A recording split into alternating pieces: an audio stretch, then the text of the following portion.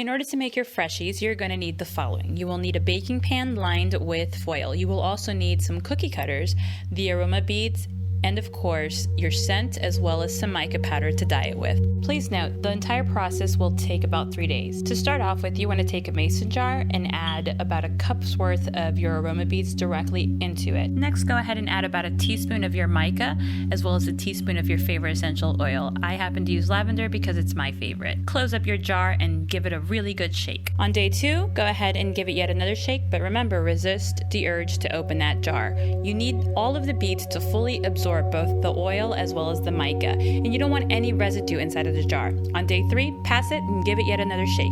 Once your beads are fully dry and completely have absorbed both the oil as well as the mica, you can go ahead and line a baking sheet with oil. You're going to need some screws with a flat top. This is going to help in order to make the hole for where you're going to hang your Freshie. It's easier to do it this way than try to poke a hole once you're done baking it. Make sure it's not touching the top of your cookie cutter, or obviously you won't be able to hang it. Next, go ahead and fill your molds with your Freshie beads. I personally like to kind of tap around and make sure that they're level. I also don't fill it up to the very top because it takes way too long to bake that way, and quite frankly, I like having them thinner. Next, put them into the oven. I did not videotape this, but it's basically 325 degrees Fahrenheit, around 7 minutes, give or take, depending on your humidity, your altitude, and just how hot your oven gets. Some people's ovens are newer, so they're going to be hotter. Some are older, like mine, so it's going to take a little longer. They average about 7 to 8 minutes for me. You don't want to overcook them because that actually kind of cooks away some of the scent. So stick to about 6 to 8 minutes, depending, again,